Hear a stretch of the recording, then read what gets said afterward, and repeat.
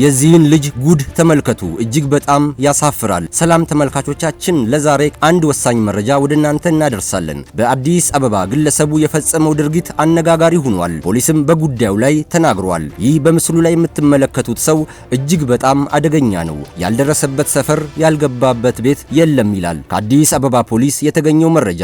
ብዙዎችን አስለቅሷል። አሳቻ ሰዓትን እየፈለገ በአካባቢው የሰውን አለመኖር እያጠና በምታዩት መልኩ በአጥር ላይ እየዘለለ የሰው ቤት በመግባት የፈለገውን ነገር ይፈጽማል። አስገራሚ የሆነው ነገር ደግሞ ከዚህ በፊት በተመሳሳይ ድርጊት ተይዞ ቢታሰርም በዋስ መለቀቁ ነው። ከጥፋቱ ያልተማረው ግለሰቡ አሁንም በድጋሚ ወደ አንድ ሰው መኖሪያ ቤት በመግባት ይህን ድርጊት በመፈጸሙ አሁንም ፍርድ ቤት ለመቅረብ ችሏል። በመጨረሻም ፍርድ ቤት ቀርቦ ውሳኔ ማግኘቱ ታውቋል። ፖሊስ በክስተቱ ዙሪያ የተናገረውን በመረጃችን አካተናል። ተከታተሉ።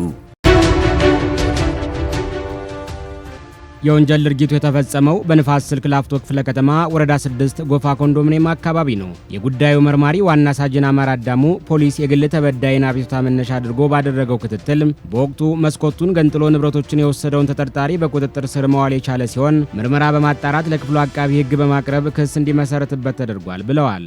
ተሸክሞ እየሄደ ያለ በህብረተሰቡ ይያዛል።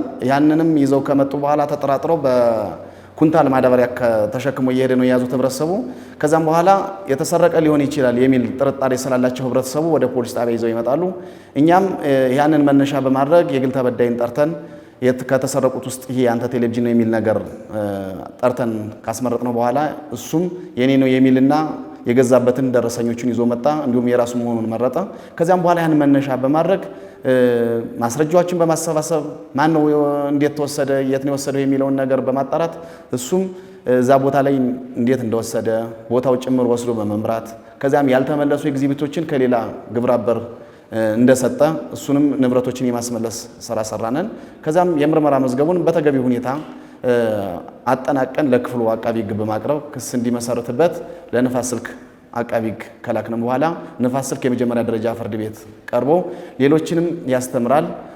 ሌሎቹም ከዚህ ወንጀል እንዲጠነቀቁ የሚል ጥፋተኛ ሆኖ ስላገኘው 4 ዓመት ጽኑ እስራት እንዲቀጣ ተወስኖበታል። ህብረተሰቡ እርስ በርስ በመጠባበቅ ለወንጀል ፈጻሚዎች ምቹ ሁኔታን መፍጠር የለበትም ሲሉም ዋና ሳጅን አማረ ተናግረዋል። ህብረተሰቡም እዛው ጎረቤት ለጎረቤትም ማን ነው የሚወጣው ማንነውስ የሚያድረው የሚለውን ማንስ ምን ያደርጋል የሚለውን መጠባበቅ እንዲሁም ግቢውም ደግሞ መብራት ማብራት ይፈጸማሉ የሚሉትንም ነገሮችን ቦታዎችንም ህብረተሰቡ ጋር እንዲሁም ከፖሊስ ጋር በመቀናጀት ይህንን አይነት ነገር እንዳይፈጸም አብሮ መስራት እንዲሁም ሌሎችም ህብረተሰቦች ደግሞ መልካም ነገር የሚያደርጉ ስላሉና እንደዚሁም መልካም ነገር የሚያደርጉትም ደግሞ በዚሁ እንዲቀጥሉልን የሚያዩት ተሸክሞት የሚድ አጠራጣሪ ነገሮችም ካሉ ደግሞ እንዲሁም ወደ ፖሊስ ጣቢያችን መረጃ መስጠት። ግለሰቡ በፈጸመው ወንጀል ተጠርጥሮ በቁጥጥር ስር ውሎ ምርመራ እየተጣራበት እንደሚገኝ ከዚህ ቀደም በአዲስ ፖሊስ የቴሌቪዥን ፕሮግራማችን ማስተላለፋችን የሚታወስ ነው።